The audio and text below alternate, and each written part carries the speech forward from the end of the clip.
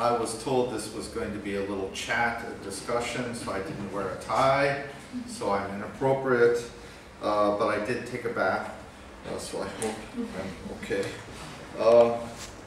My area, I've directed 50 dissertations in intercultural, cross-cultural and international communications, so this is sort of my home, and it's wonderful to hear from so many different people. I think that this may sound strange, but Buddhism actually has something to tell us here about ignorance leading to fear, leading to violence. And Nietzsche says knowing is simply that which becomes familiar. And we're living in a global society, and we're getting to know each other more and more. And we don't always like each other. But there's nothing we can really do about that. But what we are facing in the United States is this ideological conflict between assimilation and integration. And in fact, some people even confuse these terms and conflate them. One of my colleagues, Dr. Young Kim, equates assimilation with integration. I keep telling her those are different, because integration preserves difference, and it actually makes it interesting. And so my work and my thoughts are that we cannot escape pride and prejudice. We are human, all too human, and we do have a perspective. But I think, again, Gadamer, one of my other professors, really stressed that we cannot escape our prejudices, and that's okay, but there are blind prejudices and are enabling prejudices. And the dangerous ones are the ones we're not aware of.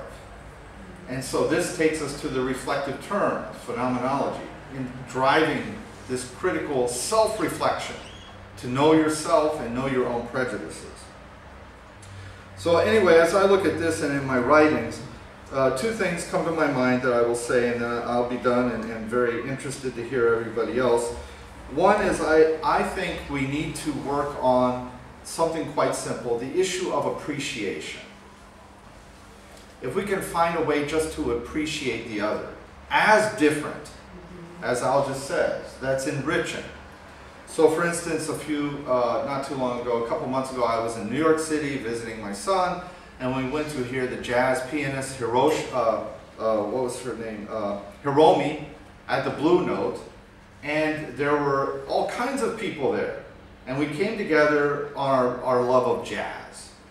That doesn't mean we agree on everything, but we at least had one common thing there, and it was very wonderful evening. I'm also very interested as a communication scholar in the discourse of reconciliation.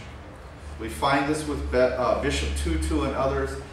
How do you reconcile? For instance, when I was living in Bulgaria, they said when the secret police building came down, people were burning files, records like crazy, because they didn't want people to know that they were spying on each other.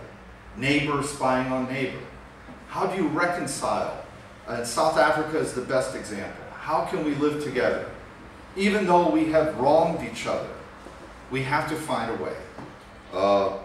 So the discourse of reconciliation, I think, is very important.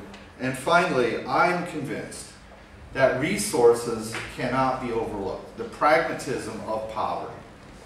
Most violence comes out of poverty. Young men and women who don't see any movement, any opportunity, are fields for ideologies of violence. And so I look to the legal community, the business community, the academic community. We must create opportunities that are meaningful moving forward and that are available to more and more people. Otherwise, we'll just have more and more violence. People who are alienated and dispossessed.